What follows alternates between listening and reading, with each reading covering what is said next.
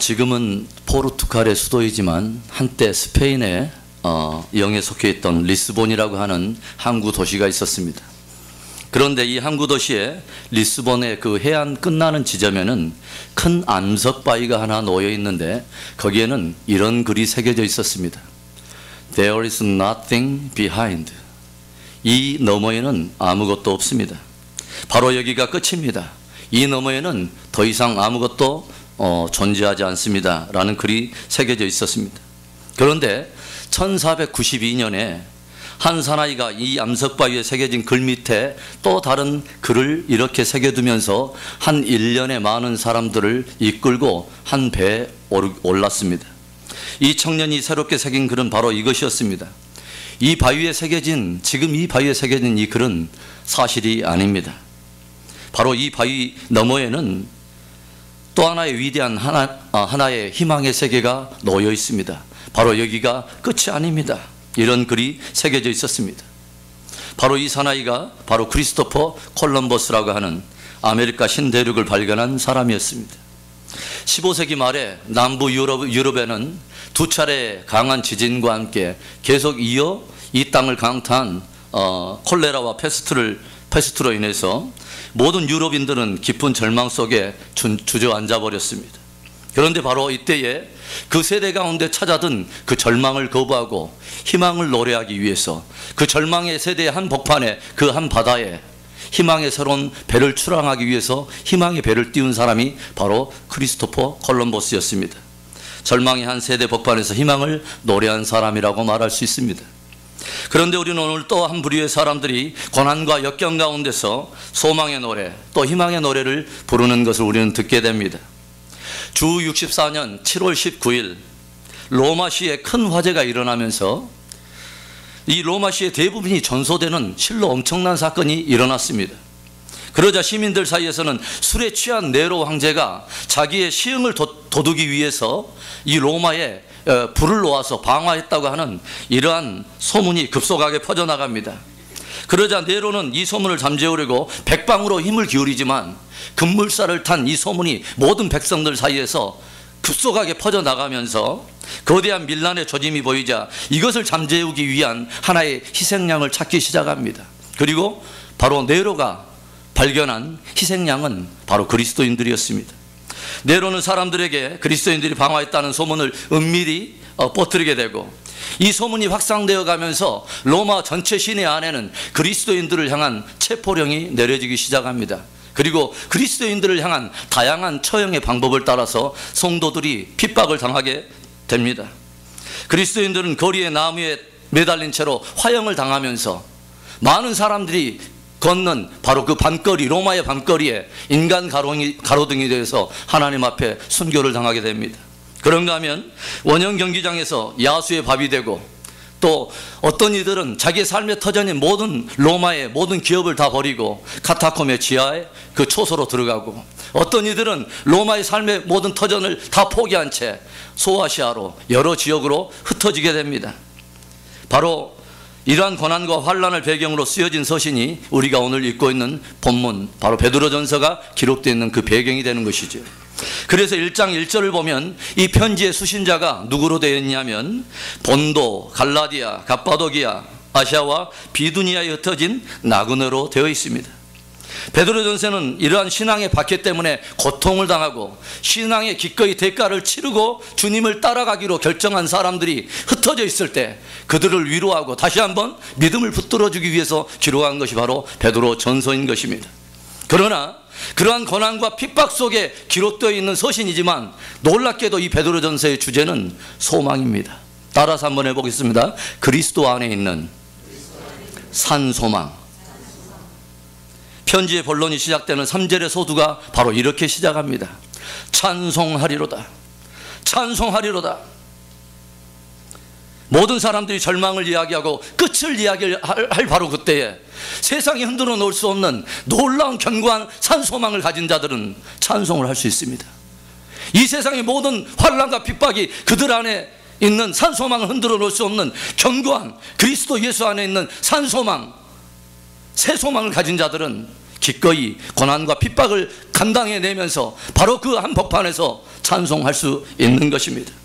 오늘 저와 여러분의 삶에 예수 그리스도로 말미암아 산소망의 찬송이 가득 넘치는 은혜가 있기를 주의 이름으로 축원합니다.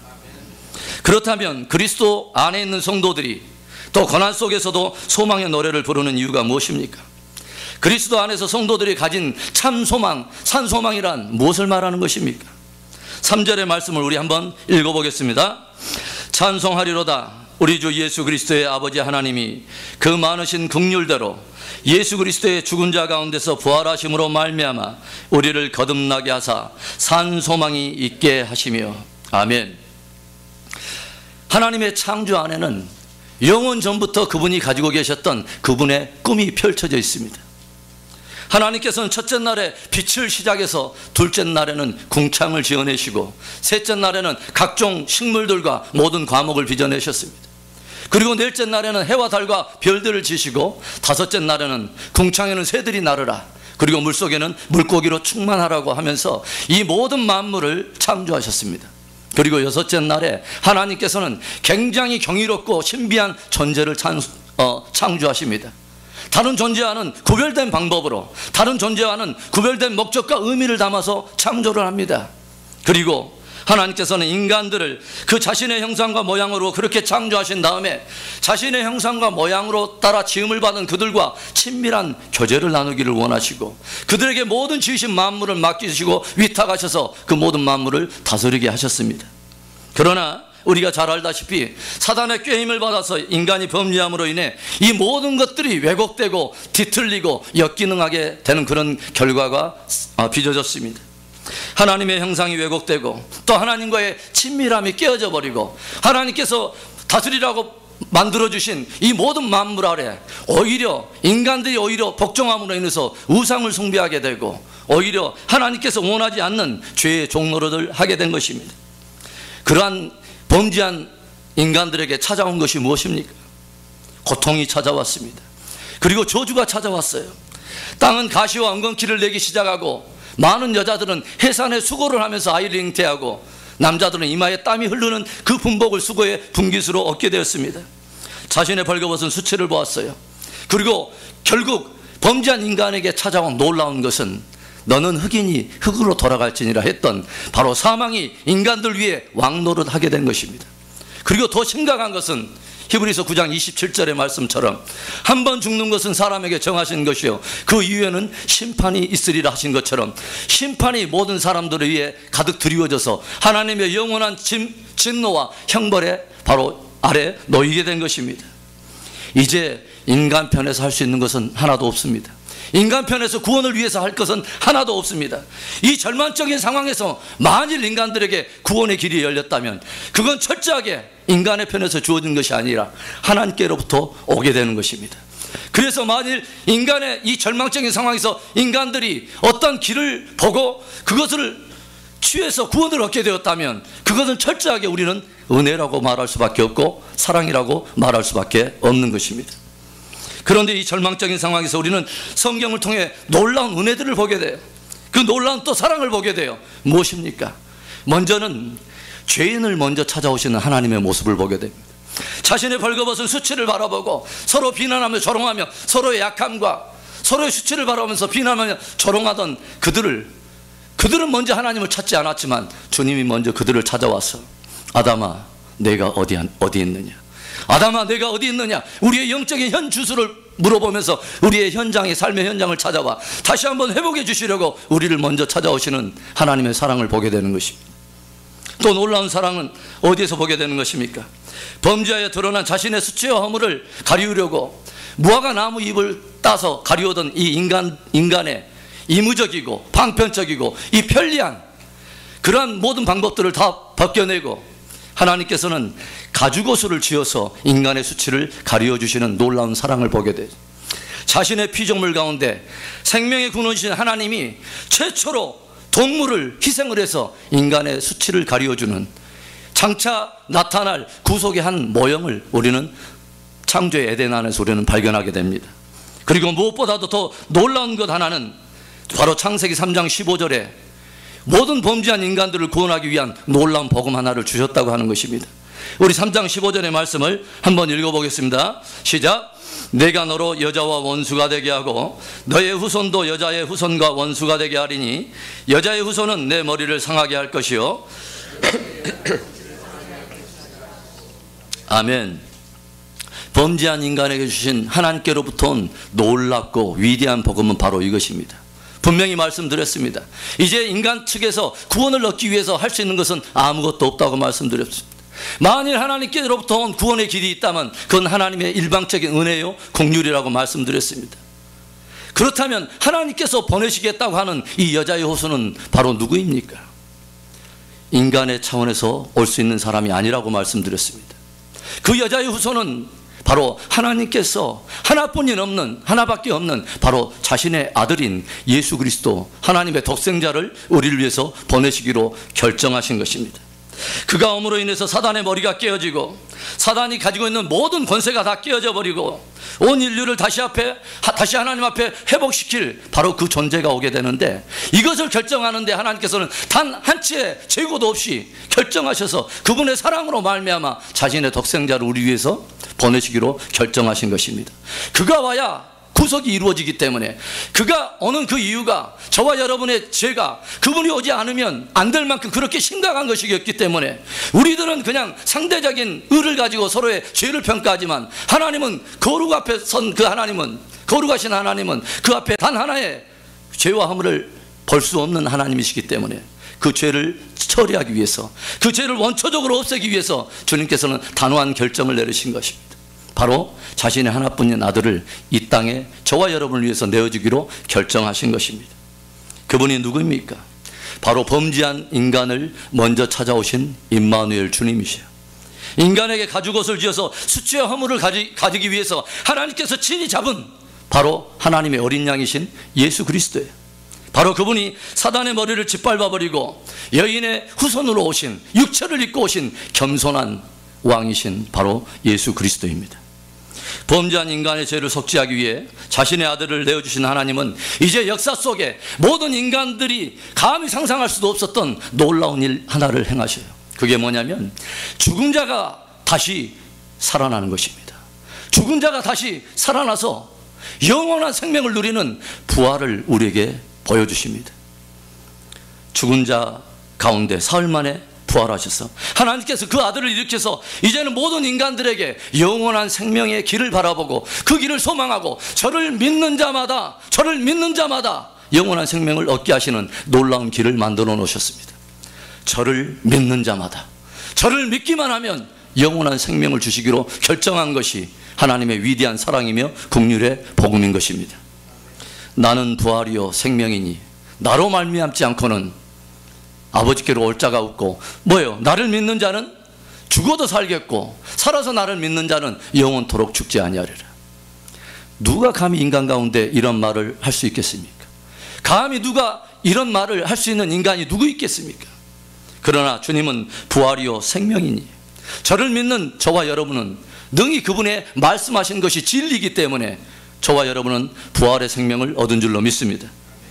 우리가 육체적으로 이 세상에 태어날 때는 죄로 말미암아 절망을 안고 태어나지만 예수 그리스도를 믿음으로 말미암아 우리가 영적으로 거듭나는 순간 우리는 주 안에서 새 소망을 안고 다시 태어난 것입니다. 아무도 흔들 수 없도록 주님은 저와 여러분과 같은 불완전한 인간 위에 반석을 세우신 것이 아니라 저와 여러분이 그것을 영원토록 흔들 수 없도록, 그 누구도 흔들 수 없도록 자신의 몸으로 친히 이루셔서 저를 믿는 자마다 구원을 얻게 하는 이 말씀을, 부활에 대한 이 진리를 반석과 같은 진리로 세워주셨음을 저와 여러분이 확신할 수 있기를 바랍니다. 동굴의 끝은 막혀 있습니다. 그러나 터널은 뚫려 있습니다. 동굴은 영원한 어둠이지만 터널은 그 끝에 빛이 있고 길이 있습니다. 초대 그리스도인들을 핍박하던 많은 사람들은, 이 세상은 초대 그리스도의 성도들에게 핍박받는 그들에게서 놀라운 모습을 보게 돼요. 그들에게 인간 꼴탄을 발라서 불을 질러서 화형을 당하고 인간 가로등이 되어서 로마의 길을 밝히는 그 나무에 달린 그 초대 성도들에게서 놀라운 모습을 봐요. 고통을 당하는 가운데 저들의 얼굴에는 한치의 어둠이 없는 것입니다. 그리고 저들의 입술에서 놀라운 음성을 들어요. 부활의 주님을 찬송하는 놀라운 그 음성을 듣습니다. 지하 카타콤으로 들어가는 그들에게 얼굴에 수심이 없어요. 왜 수심이 없을까요? 그들 안에 부활에 대한 산소망이 있기 때문이에요. 온 열방으로 흩어지고 아시아로 흩어지고 자기 삶의 터전을 빼앗긴 바로 그들의 삶에서도 어두운 구석을 찾아볼 수가 없어요. 저들 안에는 예수 그리스도를 믿음으로 말미암아 오는 부활의 산소망이 있기 때문이에요. 오늘 믿음의 길을 걸으면서 여러분의 삶에 고난과 역경이 찾아올 때 여러분은 어떻게 반응하십니까? 예수 그리스도 안에 있는 그 부활의 산소망을 가지고 찬송하며 승리하는 멋진 저와 여러분 될 수 있기를 주의 이름으로 축원합니다. 그리스도 안에 있는 성도들이 고난 속에서도 소망의 노래를 부르는 이유는 무엇입니까? 그리스도 안에 있는 산소망이란 어떤 소망을 말하는 것입니까? 둘째로 하늘에 있는 영원한 기업에 대한 소망입니다. 우리 4절 말씀 또 한번 같이 읽겠습니다. 썩지 않고 더럽지 않고 쇠하지 아니하는 기업을 있게 하시나니 곧 너희를 위하여 하늘에 간직하신 것이라. 아멘. 오늘날 격동하는 시대에 기업을 운영하고 있는 많은 분들이 하루를 예측할 수 없는 유동적이고 또 내일을 알 수 없는 불투명한 그런 하루하루를 살고 있습니다. 한 세기 전만 해도 그렇게 철가방처럼 든든한 직장이 흔들리고 한 세기 전만 해도 그처럼 견고했던 그런 경제가 흔들리면서 결코 무너지지 않을 거라 생각했던 기업들이 붕괴되고 또 경제가 위기를 맞고 있는 것을 저와 여러분은 보고 있습니다.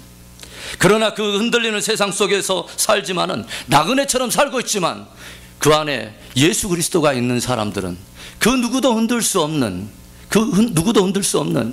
이 세상에서 그 흔들린 그 기업과 같지 아니한 영원하고도 썩지 않는 그리고 견고한 기업이 하늘에 있다고 베드로는 지금 말을 하는 것입니다. 믿음의 많은 선배들이 이 땅에서 고난과 역경을 당하면서도 여전히 그들이 믿음을 지키고 끝까지 승리할 수 있었던 것은 바로 하늘에 있는 영원한 기업을 바라고 있었기 때문입니다. 히브리서 11장 16절에는 이런 말씀이 기록되어 있습니다. 같이 읽겠습니다. 저희가 이제는 더 나은 번향을 사모하니 곧 하늘에 있는 것이라. 그러므로 하나님이 저희 하나님이라 일컬음 받으심을 부끄러워 아니하시고 저희를 위하여 한 성을 예비하셨느니라. 아멘. 수많은 믿음의 열조들이 성경에 기록이 되어 있습니다. 믿음의 조상 아브라함, 그리고 이삭, 그리고 야곱과 수많은 족장들이 이 땅에서는 나그네 삶을 자처했습니다.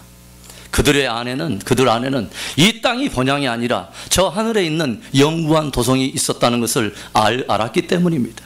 그리고 수많은 선지자들과 그리고 신약의 사도들과 많은 믿음의 사람들이 예수 그리스도를 따르면서 치러야 될 많은 대가를 기꺼이 치르면서 믿음을 지킨 것은 그들 안에 바라고 소망하는 것이 다만 이 생과 이 땅이 아니라 하늘에 있는 영원한 도성, 영구한 그 기업이 우리에게 점점 한 걸음 한 걸음 다가오고 있다고 하는 그 소망이 있었기 때문입니다. 히브리서 10장 34절에 이런 말씀이 기록되어 있습니다. 너희가 갇힌 자를 동정하고 너희 산업을 빼앗기는 것도 기쁘게 당한 것은 더 낫고 영구한 산업이 있는 줄 알미라. 초대교회 성도들은 신앙을 지키기 위해서 자기의 가지고 있는 기업이 흔들리고 이것이 강제적으로 약탈을 당하고 빼앗기는 그런 아픔을 당했습니다. 자기의 모든 삶의 터전이 전체가 흔들리는 굉장한 위기를 당했습니다. 그러나 그것을 당하면서도 기쁘게 당했던 것은 더 낫고 영구한 산업이 하늘에 있는 줄을 알았기 때문이라는 것입니다. 참된 그리스도인이 됐다는 것은요, 비전이 달라졌다는 것을 말하는 것입니다. 참된 그리스도인이 됐다는 것은 크라이스트 플러스 아누스, 그리스도에게 속했다고 하는 것은 바로 그분의 어떠하심과 같이 우리도 그분이 바라보는 것을 함께 바라보고 그분이 참으로 이것이 본질이라고 말하는 것을 나도 본질이라고 가지고 있는 것입니다. 변화된 것입니다. 무엇이? 비전이 변한 것입니다. 바라보는 것이 달라진 것입니다. 그래서 사도 바울은 골로새서 3장 1절에 무엇을 말합니까? 너희가 그리스도와 함께 다시 살리심을 입었으면 땅에 있는 것을 바라지 말고 하늘에 있는 것, 위의 것을 바라라. 네팔에 저희가 선교지에 있을 때에 아주 신실한 하나님의 종이 있었어요. 미니쿠말라이 목사님이라고 하는 아주 좋은 목사님이 계셨어요. 네팔이 복음화 되기 전에 막 이제 복음이 막 열 때 네팔의 동부 지역에 대부분의 그 많은 교회를 이분이 친히 걸어다니면서 마을마다 복음을 전하면서 무려 17개의 교회를 혼자 세우셨는데, 이분이 전도하다가 어떤 한 자매를 만났어요. 그런데 이 자매는 복음에 대한 관심이 있는데 이 자매의 카스트가 높은 계급이에요. 이 목사님은 세 번째 계급 라이 부족이었습니다. 그런데 이 자매 반다나라고 하는 이 자매의 계급은 자라고 하는 높은 그 계급이었습니다. 첫 번째 계급이었습니다. 그래서 서로 사랑하고 좋아하기는 하는데 결혼을 결정하는 데는 굉장히 무리가 있었던 거예요. 이 자매에게는 모든 것을 포기해야 했습니다. 자기 가족과 카스트 높은 계급과 그동안 누리던 모든 것을 다 포기해야 됐어요. 많은 기도 끝에 이 자매가 얼굴에 만면의 웃음을 띠고 이 형제에게 와서 고백을 합니다. 저는 이제 준비가 다 되었습니다. 이 땅에 있는 내 계급과 내가 누려야 될 모든 특권과 모든 기회와 삶의 터전이 내가 그리스도 예수 안에서 모두 다 옮겼다는 것을 나는 알고 있습니다. 그래서 이 땅의 모든 것을 다 버리기로 했습니다. 그리고 당신과 함께 전도자의 삶을 살아가겠습니다. 왜 이 자매가 그것을 결정할 수 있었을까요? 이 자매에게는 이 땅의 모든 것이 아니라 예수 그리스도를 믿는 믿음으로 말미암아 비전이 달라지고 하늘 위의 것을 바라고 소망하는 것이 이제 믿음이 이 땅에 뿌리를 내린 것이 아니라 하늘 위에 뿌리를 내리고 있었기 때문입니다. 우리가 1인당 GNP가 1962년에 우리나라는 1인당 GNP가 180불이었어요. 방글라데시에서 우리는 지원을 받는 작은 나라였습니다. 누가 알아주지 않는 그런 나라였어요. 1962년에 180불이라면 1800년대 후반에는 여러분 어떻게 살았을 거라고 생각하십니까? 아무도 찾아주지 않고 기억조차 하지 않는, 관심도 두지 않는 나라예요. 그런데 그때만 해도 미국은 결코 가난한 나라가 아니었어요. 그런데 이 가난한 나라가 아닌 동방의 운둔의 나라를 향해서 관심을 가지고 있었던 사람들이 있었어요. 그 땅을 위해서 기도하는 사람들이 있었어요. 그리고 기꺼이 기도를 보내고 사랑을 보내다 보니까, 내 마음을 보내다 보니까 주체할 수 없는 그리스도의 사랑이 나를 감고 나선 그 사랑으로 자기의 모든 자녀들을 이끌고 아내를 이끌고 먼 길을 배를 타고 조선 땅을 찾아온 소중한 사람들이 있었어요. 그리고 조선에 와서 정말 많은 희생을 감수하면서 복음을 전했습니다. 오늘날 우리는 선교사 2만 5천 명을 파송해내는 엄청난 우리 쾌거를 이루는 것을 우리는 자랑하고 있습니다. 그러나 그 밑바닥에는 우리 스스로 이뤄낸 것이 아니라 누군가 그리스도의 사랑의 강권함을 받은 자들이 자신의 삶을 드리고 기도를 드리고 마음을 들여서 피를 흘리면서 그 땅에 기초를 놓았던 복음의 그런 기초가 있는 것입니다. 경기도 양화진 선교사들의 무덤에 가보면 모든 선교사들의 묘비 앞에마다 소중한 글들이 새겨져 있어요. 그 중에 보면 많은 선교사들이 선교사 훈련을 받고 나서 마지막 선교제 나가기 전에 탐방한 곳이 바로 경기도 양화진이에요. 거기에 보면 한 싱글 여자 선교사님이, 우리 싱글 집사님 말고 한 선교사님이 이런 글을 새겨놨어요. 만일 하나님께서 나에게 1000개의 생명을 더 주신다면, 1000개의 생명을 더 주신다면 나는 그 하나하나의 생명을 주저함 없이, 단 한 번의 재고함 없이 내 사랑하는 조선 땅을 위해서 나는 바치겠습니다. 어제 제가 멕시코에 가서 이 부분을 설교하면서 예화를 들었더니 저 멀리 있던 어떤 여자 목사님이 고개를 푹 숙이면서 울기 시작하셔요. 그런데 그 묘비 가운데 이런 묘비가 있어요. 묘비에는 어른 무덤의 그 사이즈를 가지고 있는 큰 무덤도 있지만 작은 어린아이의 무덤도 있어요. 그런데 작은 아이의 무덤에 그 사람의 생애를 기록하고 있는 그 수치가 이렇게 기록되어 있는 것입니다. 조용히 보니까, 읽어보니까 태어난 날과 죽은 날이 같아요. 자기 의지와 상관없이 어머니의 모태로부터 있다가 이 땅에, 낯선 땅에 와서 태어나자마자 죽은 거예요. 그 수많은 선교사들이 낯선 조선 땅에 와서 모든 것을 희생하며 자기의 삶의 터전을 다 벗어버리고 기꺼이 이 땅의 모든 기업을 기꺼이 기쁜 마음으로 다 빼앗기면서도 기뻐할 수 있었던 것은, 저들은 보다 더 영구하고 더 영원하고 쇠하지 않은 영원한 기업이 하늘에 있음을 알았기 때문인 것입니다. 사람이라고 하는 단어 안드로포스는 위를 바라보는 존재입니다. 저와 여러분이 예수 그리스도 안에서 진실로 거듭나서 위를 바라볼 때 하나님은 우리를 사람으로 보시는 거예요. 그렇다고 해서 다른 사람을 무시하는 게 아니에요. 저와 여러분에게 소중한 이 거듭남의 비밀, 거듭난 존재가 하나님의 소유가 되어서 이제 하늘의 땅을 밟으면서 이 땅을 우리는 살아가고 있습니다. 하늘의 소망을 두고 복음에 헌신하다가 그의 소원대로 강단에 설교하면서 마지막 생애를 마쳤던 에드워드 모트 목사님이라고 하는 분이 작시한 찬송가가 539장이에요. 그 539장의 3절과 4절 가사에는 이런 고백이 담겨 있어요. 세상에 믿던 모든 것 끊어질 그날 되어도 구주의 언약 믿사와 내 소망 더욱 크리라. 굳건한 반석이시니 그 위에 내가 서리라. 그 위에 내가 서리라. 4절에는 바라던 천국 올라가 하나님 전에 배울 때 구주의 의를 힘입어 어여치 앞에 서리라.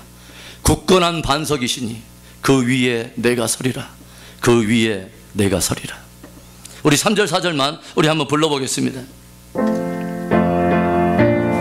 우리의 소망의 찬송이 될 수 있기를 바랍니다.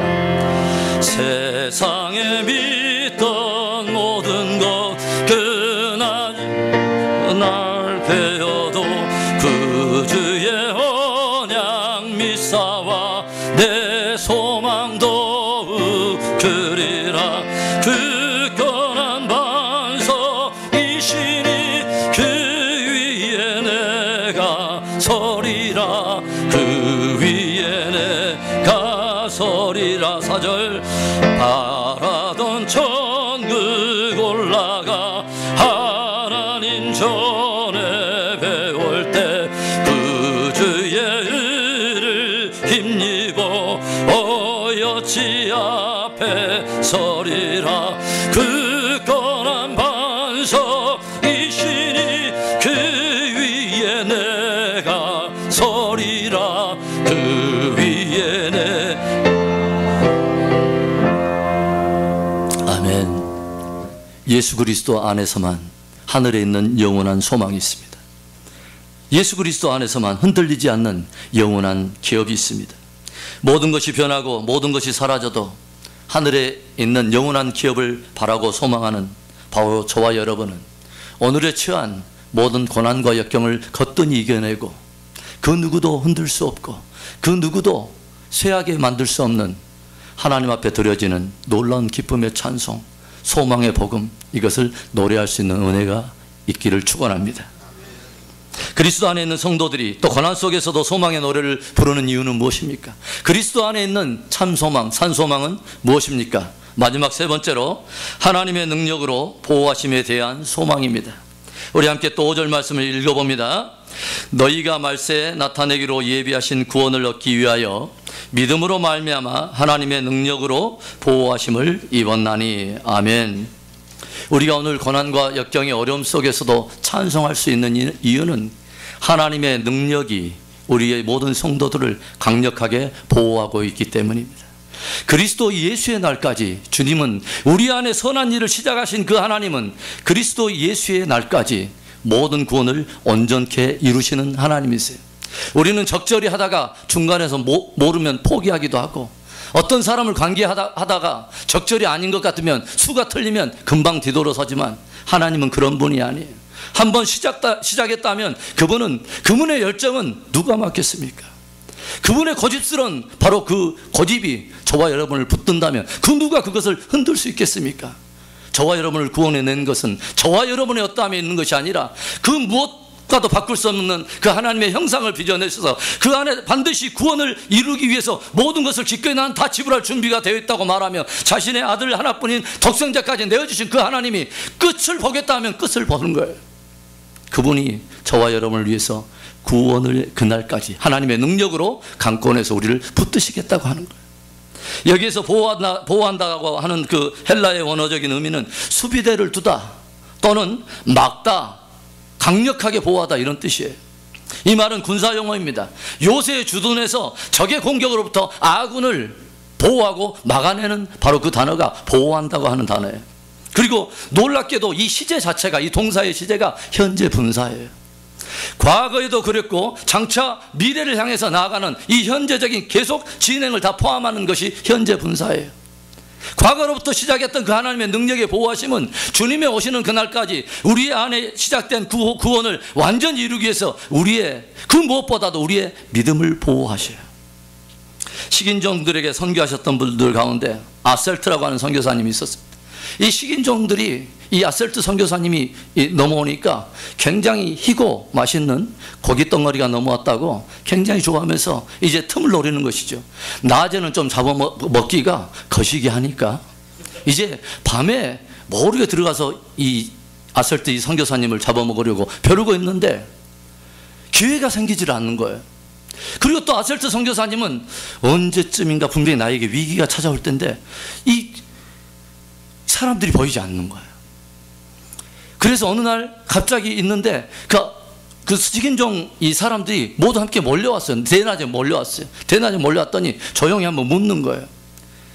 당신은 왜 밤마다 그렇게 보초를 세우니? 나는 보초 세운 적이 없다. 그러면 우리들이 밤마다 우리가 당신을 잡으려고 이 집안을 이렇게 둘러싸는데 우리가 감히 범접할 수 없는 어마어마한 사람들이 다 무장을 하고 앞에 서 있기 때문에 도저히 뚫고 들어갈 수가 없다는 거예요. 도대체 누구를 밤마다 고용하는 거냐? 네가 그렇게 돈이 많냐? 그러니까 나는 한 번도 그렇게 고용한 적이 없다. 그러면서 갑자기 이 선교사님의 마음속에 영감 하나가 탁 성광처럼 스치는 거예요. 그리고 그 자리에서 무릎 꿇습니다. 하나님, 이 부족한 자를 지켜주신 하나님 감사해요. 이 부족한 자의 믿음을 지켜주신 거 감사해요.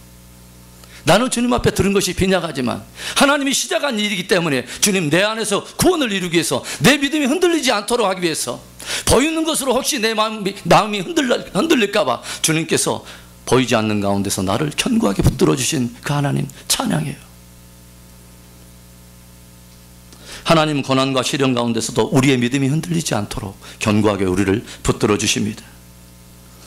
그리고 우리가 고난 가운데서도 우리가 찬송할 수 있는 또 하나의 이유는 그 많은 우리의 받는 믿음의 시련이나 고난이 장차 나타날 우리의 영광과 관련이 있다고 하는 것이죠. 본문의 7절 말씀을 우리 한번 읽어봅니다. 너희 믿음의 시련이 불로 연단하여도 없어질 금보다 귀하여 예수 그리스도에 나타나실 때 칭찬과 영광과 존귀를 얻게 하려 함이라. 아멘. 저와 여러분이 예수 그리스도 때문에 당하는 고난과 시련이 혹시나 있다면, 정말 복음 때문에 당하는 어려움이 있다면 그것은 우리가 기뻐할 일입니다. 저와 여러분의 삶 속에 오늘 혹시 여러분 가운데 내가 믿음을 지키기 위해서 가족들로부터, 내가 복음을 지키기 위해서 진리대로 살기 위해서 옆에 있는 많은 사람들로부터 믿음의 시련이 있는 분 있습니까? 기뻐하십시오. 할렐루야. 기뻐하기 싫으세요? 그것은 우리가 지금 당하는 잠시 허락된 이 시련이 장차 주님이 오실 때에 우리가 받게 될 영광과 존귀와 우리의 면류관과 관계가 있다는 것이죠. 고통이 없으면 우리는 즐거운 노래를 부를 수 있을 것처럼 우리는 생각을 해요. 고통이 없다면 나는 얼마나 즐겁게 노래를 부를 수 있을까? 그러지 않습니다. 그러나 고통이 없다면 우리의 삶에 깊고 진실한 고백이나 깊고 진실한 노래는 없어요. 왜 다윗의 그 주옥 같은 시편이 왜 많은 사람들의 마음을 움직입니까?